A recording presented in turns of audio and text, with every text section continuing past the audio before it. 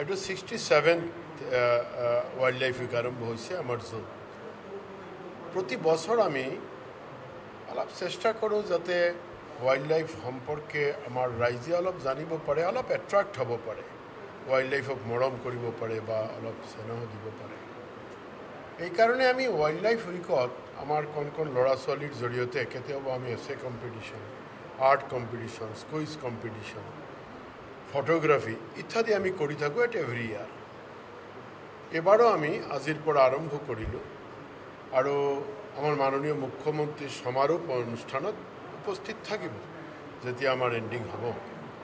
এই ক্ষেত্ৰত এই সপ্তাহব্যাপী আমি ৱাইল্ড লাইফেৰ ওপৰত আমি চৰ্চা, সেমিনাৰ ইত্যাদি আমি কৰি থাকি উইদিন আৱাৰ ডিপাৰ্টমেণ্ট।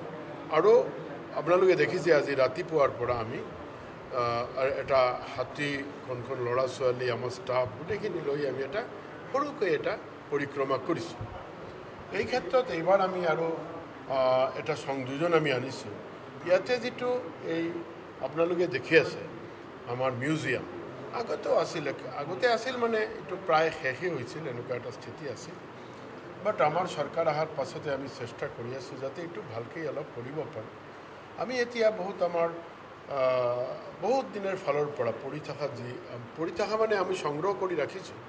এইবিলাক আমি সুন্দৰকৈ কেনেকুৱা কৰিব পাৰোঁ তাৰ কাৰণে আমাৰ বিভাগেদি, আমাৰ ইয়াতে DFO আছে, আমাৰ ইয়াতে যিজনে প্লেনিংটো বনাইছে তেওঁ আছে, গোটেইখিনি মিলি ধুনীয়াকৈ এটা আমি ইয়াতে আমাৰ এই মিউজিয়ামত কিছুমান বাঘ, ভালু ইত্যাদি যি হেৰি আছে মানে সংৰক্ষিত আছে, এইটো দি আমি ধুনীয়াকৈ বনাইছোঁ।